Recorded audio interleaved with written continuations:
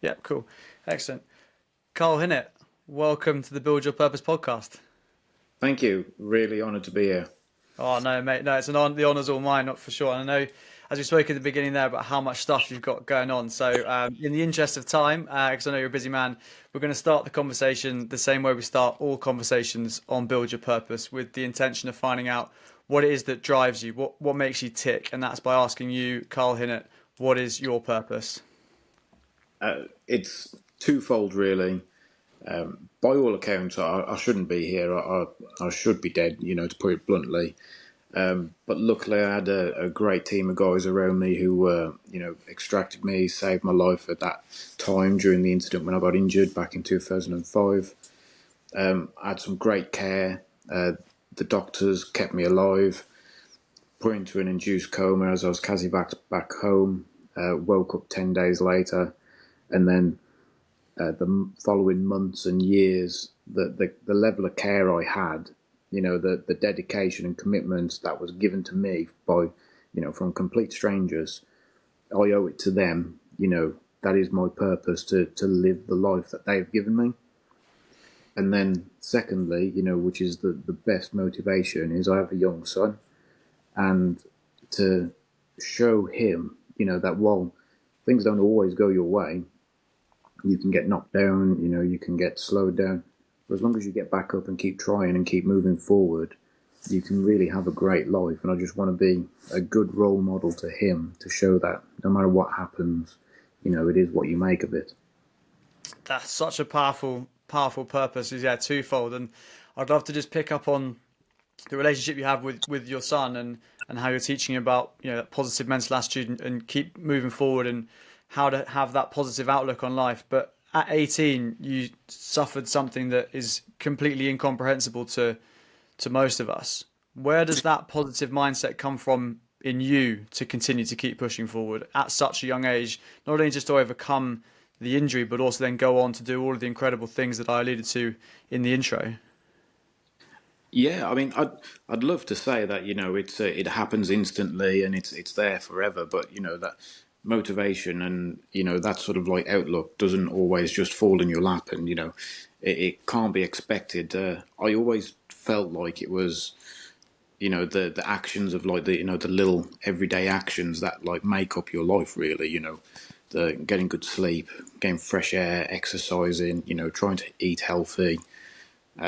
Just a combination of all those little things build up, and they sort of like snowball positively, and then like that's when the motivation and the encouragement to see the good in everything really starts to shine. So it is all the little steps that make up that big sort of positive mental outlook. Yeah. So it's almost like building habits that then turn into that positive outlook on life, would you say? Yeah, it's almost like be dedicated to yourself. If you fill your life with good things, you'll see the good in things.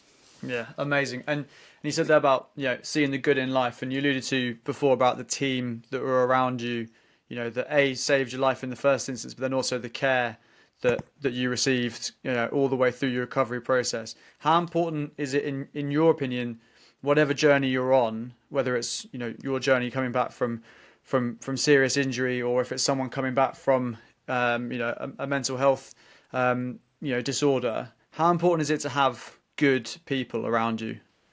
I think it's really, really important. I really do believe that you can only go so far on your own. It's just as simple as that. You need people around you to, encourage you, build you up, challenge you as well. It's those sort of people that if you have them around you, that they sort of like almost bring out the best in yourself. My wife and son, because I want to like have that positive role model sort of mentality for them. That's always encouraging me to be the best I can for myself, Mm, so I can give the best for them. yeah. And then my mates and family that I've got around me. Some healthy challenges. It's good because it really does push you to better yourself. Yeah, it's incredible. I completely agree with you. on having people around you that push you in a good way and challenge you in a good way. And I think having had the privilege to speak to a number of military personnel, either current or former, that's something that you guys always speak about is that camaraderie, that teamwork, and the importance of having that good team relationship, also teamwork, but also teammates.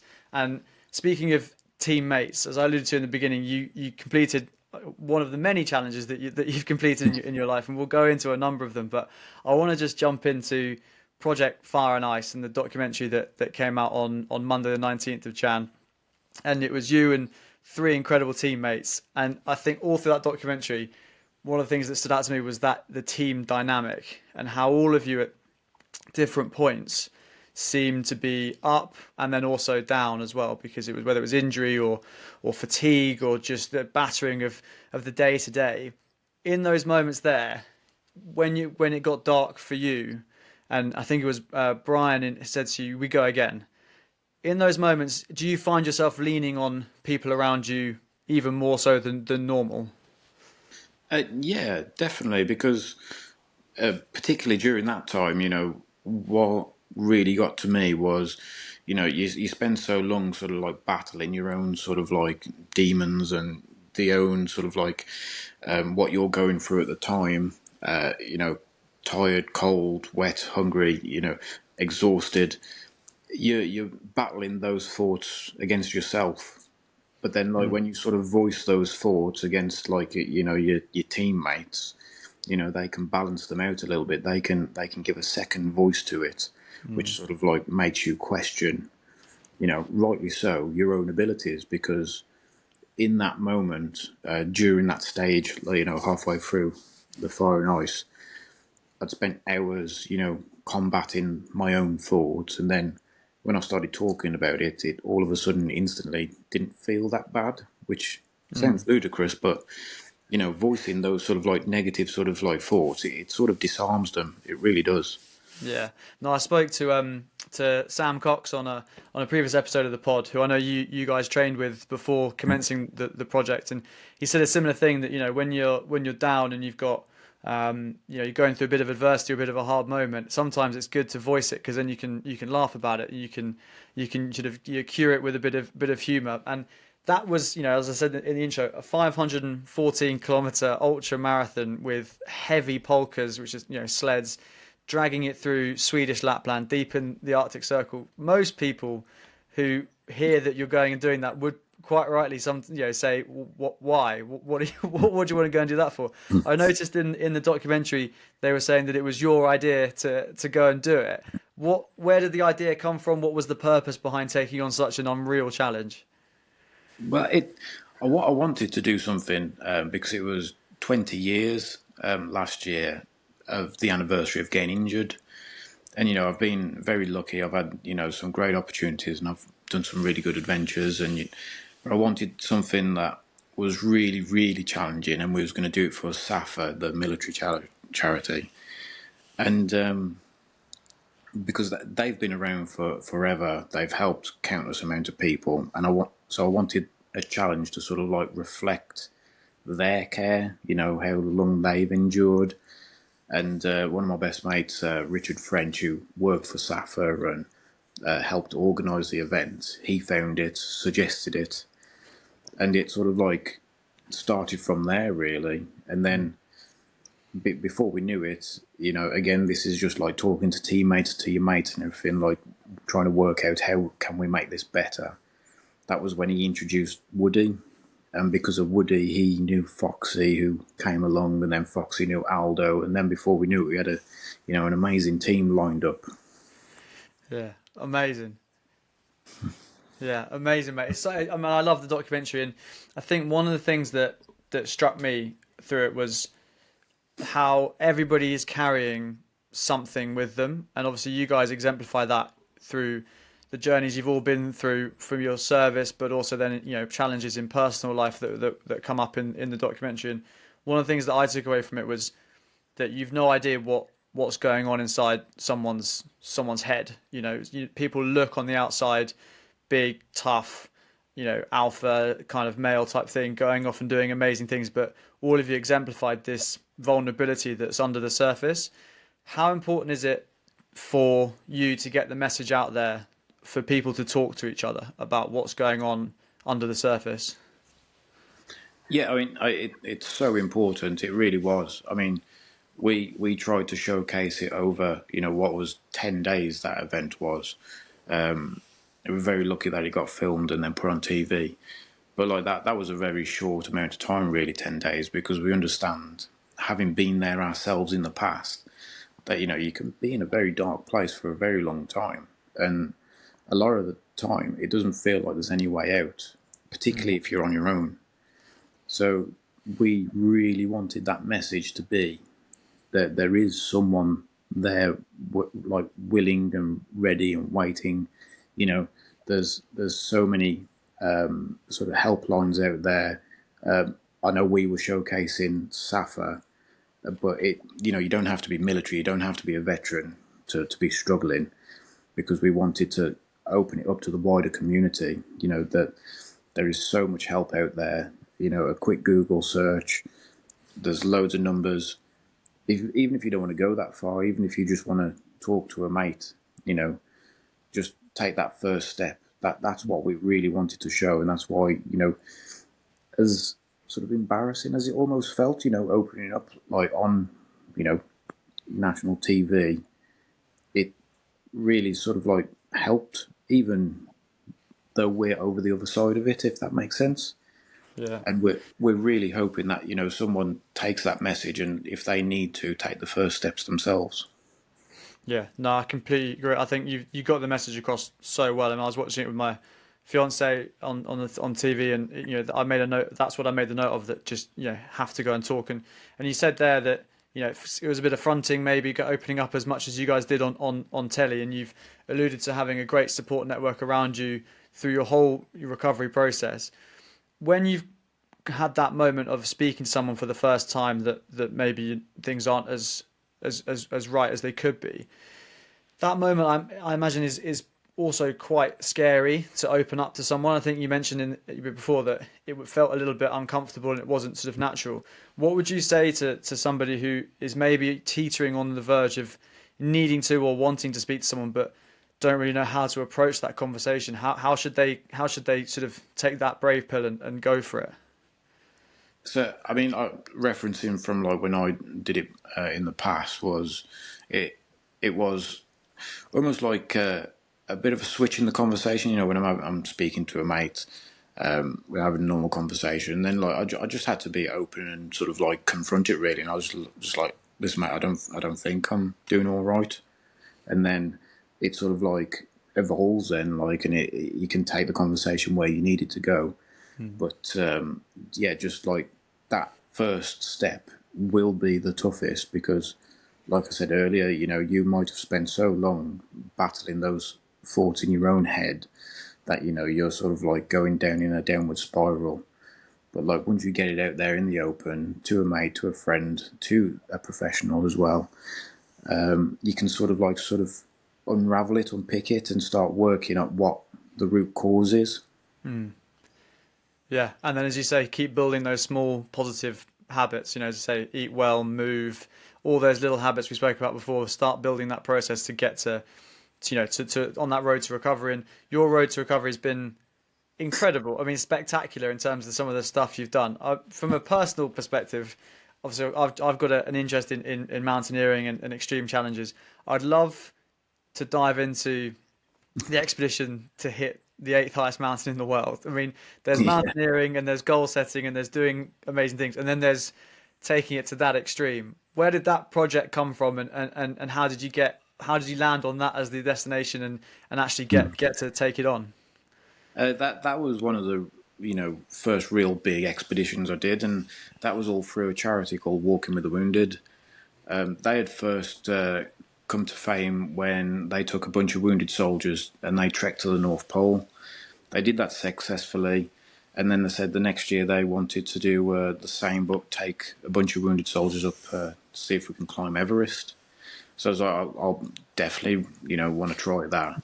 I didn't have any mountaineering experience, But I was went for an interview and got through the selection stages, and it was sort of built up over time. So we did mountaineering skills in Wales, then we went to the Alps, and it sort of like snowballed, and then Manaslu, the eighth highest mountain, was actually sort of like a dress rehearsal for Everest. It was less crowded. I think back in 2011 when we climbed, it had been summited by less than 500 people. So it Wow. was, it weren't a popular mountain, but it was in the middle of nowhere in Nepal on its own. It was a beautiful place.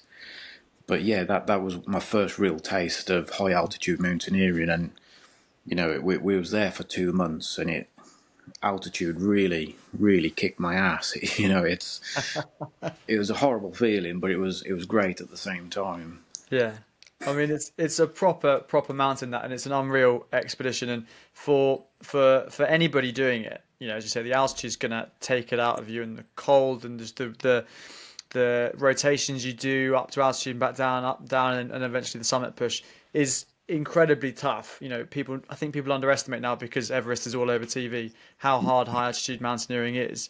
But for you specifically, Carl, suffering the injuries that you sustained, back in 2005, what also came through in the documentary is how extra difficult it is, for want of a better phrase, it can be for you. How did you navigate those additional challenges in such an extreme environment? It, if I'm honest, for the beginning, it was a lot of trial and error. What is my new body, capable of? What can it endure? And it turned out not a lot, really. So I had to, really look after myself. The biggest issue, particularly in cold environments, is I can't feel the cold until it's almost too late. So yeah, there's been times when I've been on mountains where my fingers have gone white and they started blistering, and that was through me like putting gloves on and everything as well. But just because of the nature of the scar tissue and the reduced mobility and blood flow, they they can't regulate properly, particularly my hands and fingers. So yeah, it's one of those where even though I'm tired and you're halfway up a mountain and all you want to do is sleep, I still have to sort of make conscious efforts to check myself over, make sure I'm okay, make sure things look okay. But it's a difficult one because it's like you're trying to juggle extra sort of like responsibilities. But it ultimately though it is your responsibility to look after yourself when you're doing these sort of extreme challenges. Yeah, for sure. And that's something I think people sometimes forget when they pay, if they're a paying client, to go and do these expeditions, that they think people are going to look after them. But as you say, that it has to be your responsibility to look after yourself. But given the difficulty and the complexity of climbing these mountain of that size, but also then the added complexities we alluded to there of your specific body, what is it that keeps you going back for more? Because not only have did you go and try do the eighth highest one, you then obviously had the thoughts of Everest, and you've done a number of other extreme challenges. What is it that keeps you coming back for another swing at it? I just really enjoy it, and it falls back to what we first said about what my purpose is really, and that is to live life. It's there is so much out there in the world. It and not just mountains. I love running, hiking, all that sort of stuff. But it just feels like that. The outdoors has so much to offer, and like I get such a kick out of it. It doesn't even have to be, for example, with Everest, we tried to climb Everest. Sight set on the summit. We ended up getting to the Lhotse face, but the expedition was canned because in 2012 it was too warm, too much avalanche. So the last thing the charity wanted was a bunch of wounded soldiers getting killed on a mountain. So like, but even though we didn't summit, I just felt so grateful to have been there, to experienced it, to have been on the mountain, to have seen Everest. That was good enough for me. Like I'm happy with that, and I Yeah. feel the same with doing races. Sometimes you you got to stop yourself before you get injured, but at the same time, push yourself healthily because, like, you the sights that you're going to see are amazing. Yeah, it's an incredible outlet you've got because, and it's also, I think it's a really powerful outlook and a privileged outlook to be able to be in that mindset that you've got of almost living in the moment and getting to the Lhotse face on Everest, but as you say, being happy with that, and the experience you've gotten. Speaking to a guest previously, Raj, who leads expeditions on these kind of mountains, his attitude was exactly the same. Was it's about the journey, it's about looking at what you've got and how lucky you are to be on the Lhotse face of Everest or in the Amazon, wherever it is. How Yeah, important how important is it to stress that to people, that particularly people who are looking to build their purpose, which is the kind of point of this podcast. Those yeah. people, I think, inherently are goal orientated. How important is it to actually sit back and go, hang on a minute, let's just take stock of where we are and be grateful for what we're experiencing? Yeah, I mean, having a goal is great. It's definitely something that helps you sort of apply yourself to. But to me, like a goal feels quite final, if that makes sense. You know, what you're going to do after the goal. What's what's next. But and I know that like I bounce from adventure to adventure, but ultimately, take Project Fire and Ice for example. If we didn't get in or do the distance within the time limit, doesn't matter. We're still going out there. We're still trying. We're still trying to send the message that we wanted. But ultimately, what really changed if we didn't make it? You Mm. know, nothing really. We still got to go out and explore. Very rural sort of Lapland. So Mm. yeah, I think it is important to set yourself goals, but like having one big goal, it's almost like you're setting yourself up to sort of have quite a hole afterwards if that fails, or even if it succeeds. Yeah. So Yeah. continuous goals, if anything. Mm. Yeah, absolutely. I think mine reminds me of previous life. I was but was a rugby coach, and listening to a lot of the 2003 England squad saying a similar thing. They were so determined towards that one goal of winning the World Cup in 2003 that almost as soon as they did it, they were like, now what? What do we Yeah, what do we do now? And they forgot to enjoy the process of getting there. And that's definitely something I'm going to take away from speaking to yourself and Raj, is actually think about enjoying the process more than just worrying about what your finite goal is. And in the documentary for Project Fire and Ice, because you kind of alluded to a point there that really struck me, was when you're sat in the one of the checkpoints with having a hot chocolate and a bit of respite, and there was that interaction between Jason and Brian about one wanted to go for the time limit and one was saying, well, actually I'm here just to talk to to enjoy being out with you guys, and you cut in with the strategy of how we're going to do it, and you kind of came in and almost sort of tempered it and sorted it. With those environments there, how do you balance different people's motivations, different people's attitudes and outlooks on life? Because in that moment there, you're on day, I think you're on day 8 of a 10-day trip in the Arctic. You would have been tired and stressed and physically and mentally kind of fatigued. How did you keep the peace, so to speak, when you've got big characters and big motivations? yeah.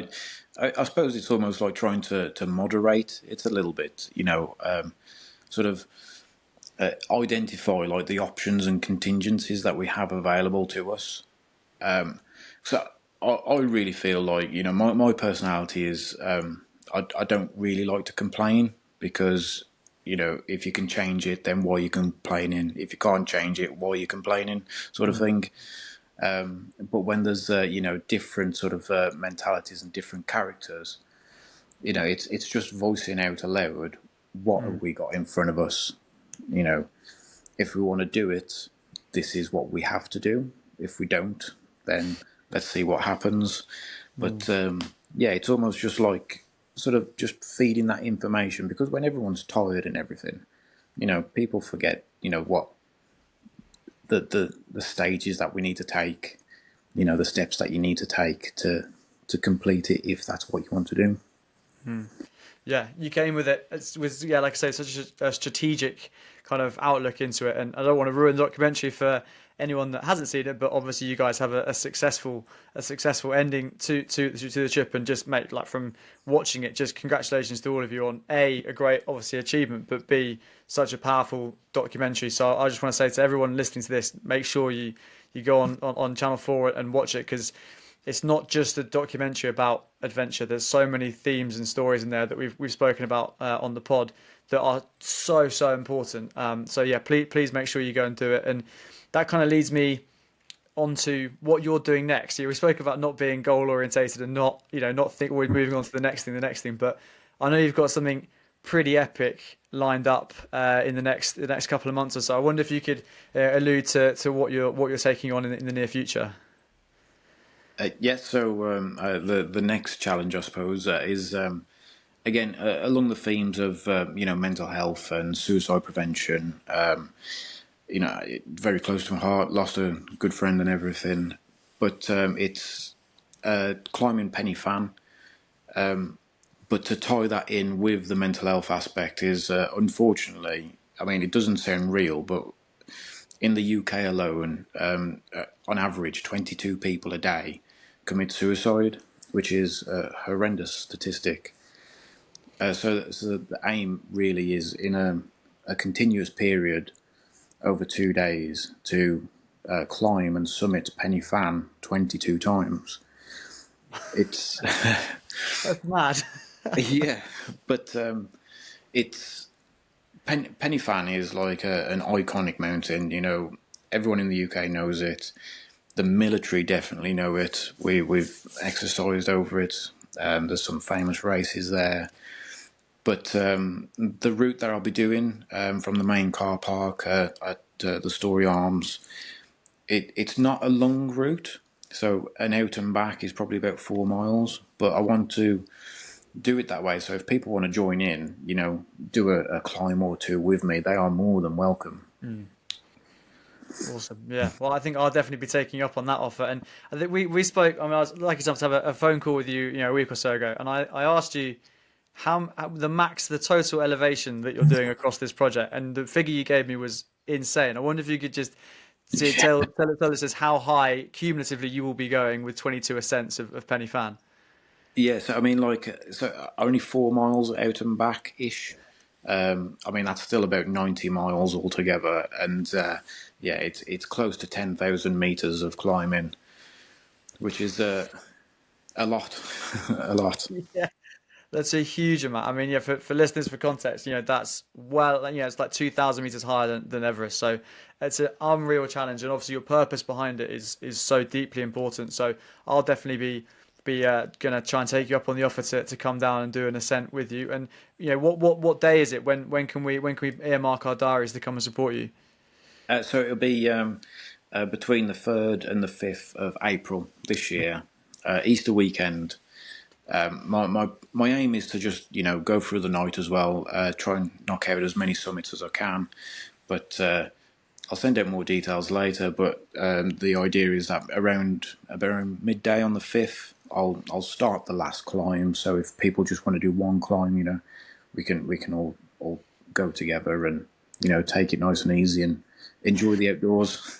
Yeah, I mean that's yeah, enjoy the outdoors. Yeah, I mean that's awesome. But you've done incredible, endurance marathons beforehand. As alluded to in the beginning, you've done the Marathon des Sables, and I think you did 100 marathons over the course of 2 years. So running is clearly something that you're a very good at, but also b is also a passion of yours, presumably too.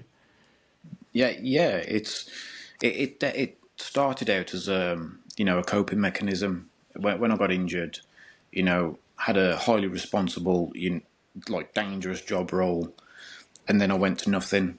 That I needed something to sort of like apply myself to work on and to build up.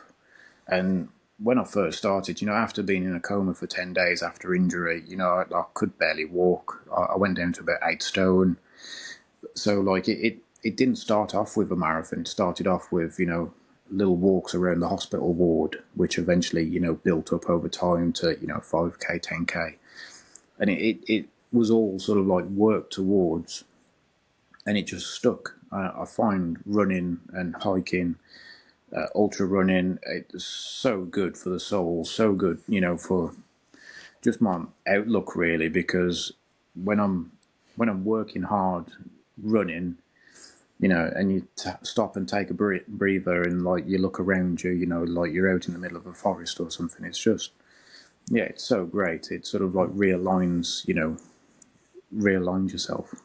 Yeah, I mean, again, what you're speaking about here, there's so many common themes to it, and exactly as you said, you're going out on a run. Some people would approach it as wanting to get the 5K done, 10K done, but your metric for success of that run was to stop, in the woods or wherever you are and look around and enjoy it, which is such a, it's coming through as a really common theme of that almost like gratitude. And, I'm looking into things like journaling and trying to, progress my own capacity in that side of things. And obviously gratitude is something that gets spoken about a lot. Would it be right saying that gratitude is something that's kind of core to your positive attitude?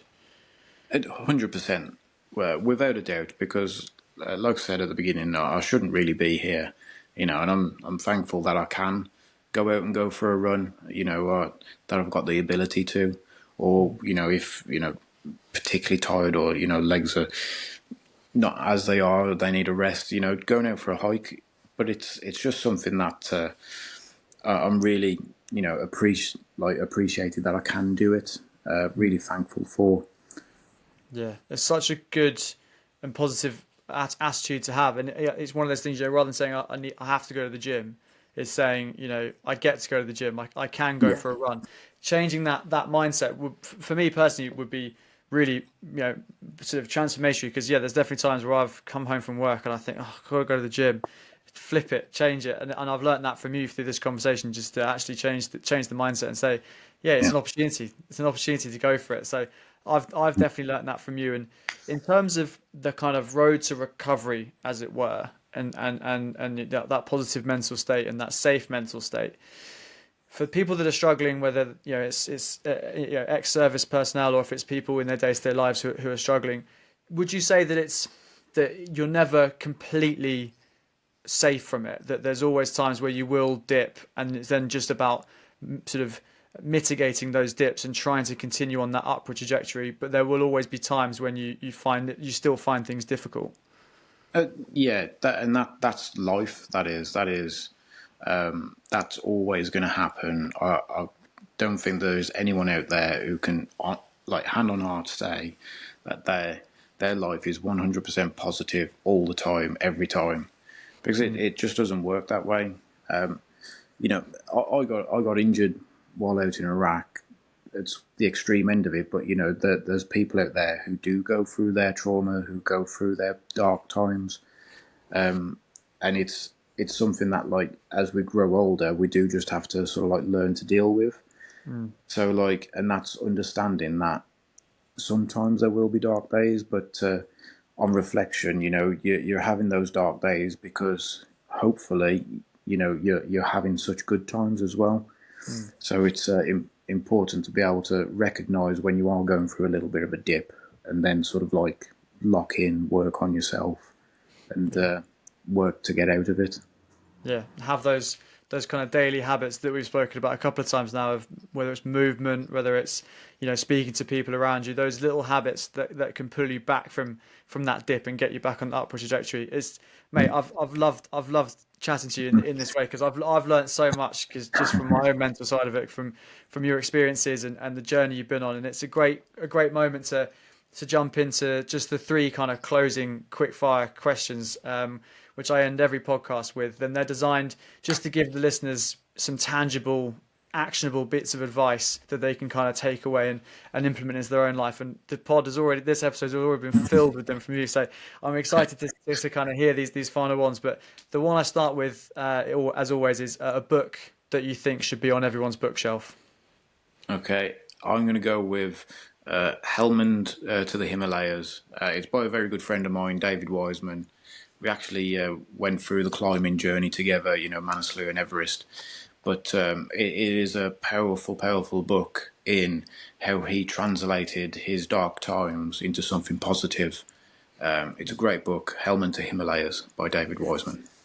Awesome. I'm gonna be adding that to my list. And just as an aside, for anyone listening, we're going to be starting a Build Your Purpose book club as well in the coming weeks. So that'll go in as number one as the first read, I think, yeah, because Nice. that's definitely going to be on my list for sure. And the second question I always ask is a time in your journey where failure has then led to success. Definitely attempting to summit Everest. I put everything that I thought that I needed to put in to get to the top. I trained really hard, I ate really well, but then failing Everest made me understand that you can do everything right and still things can go wrong, and Mm, it's learning that you don't always have control. And because of Everest not being successful, you know, I could have died on that mountain. I could have been mm, involved in one of the avalanches that did unfortunately kill people. mm. And if that would have happened, I'd never have met my wife and gone on to have an amazing Wow. child. Yeah, that's such an incredible answer. I mean, yeah, because that again, that just speaks to the amazing kind of outlook you have about where you take your metric for success from, and putting it into that different context is supremely powerful. Just as an aside, I'll put it as a question 2.5. Is Okay. Everest, is that still on your radar? Would you want to go back and have another crack at it, or are you happy with where you left it? Um, I, I, I'm happy with it. I'm happy that I can put that to bed, and I wouldn't feel like I need to go back and Mm. complete it, so to say. Wow. However, my son is starting to say all these things that one day he would like to climb Everest. So I think I'd have to go with him if he did. So yeah, personally, I'm happy that it's done. But if I got to share that experience with my son, 100% I'd go back. Oh, amazing! I mean, that would be awesome. So, yeah, what a father-son expedition that would be to get to the top of the world, or to have a crack at it. And the third and final question. I mean, you've been on. I mean, as we spoke about this podcast, like an unreal journey, full of challenge and success, but also then injury and standing on the eighth highest mountain. Everything you've done, it's such an awesome journey. And I wonder if you could send a postcard to your 20-year-old self, imparting a couple of lines of wisdom that you've picked up on this journey you've been on that you could have used at 20. I wonder what would Carl now say to 20-year-old Carl? I think I'd tell my younger self to, hold in there because early 20s, late teens was a very difficult time after getting injured. So I would just say hold on because things do get better. You know, it's dark now, but it does definitely 100% get better. So just hold on. Yeah, wow. It's such a powerful piece of advice. And mate, honestly, I've got a big smile on my face. I've loved talking to you. It's been such an impactful conversation for me. And I know it will definitely have impacted everybody listening to it and everybody that's watched the documentary as well on Channel 4. If people want to reach out to you or follow your journey, where can we go to connect with you? Uh, I mean, that'd be amazing if people want to reach out. I'm on Instagram, Karl Hinett, and got website as well, karlhinett.co.uk. Awesome, yeah, and I just saw as well you put out a new website came live last week and it was looking very sharp. So I would encourage everyone to go and have a look for sure. And Carl, it just really remains for me to say thank you, genuinely thank you so much for your time and for coming on the podcast. It's been awesome to talk to you. I really, really appreciate it, Tom. Thank you, and for what you do as well, getting people's purposes out there. I think that in itself is going to help a lot of people. Oh, thanks, mate. That means a lot. But yeah, just reiterate again, thank you so much for joining me on the pod, mate. It's been awesome. Excellent. Thanks very much, Tom. Really appreciate it. Cheers, mate.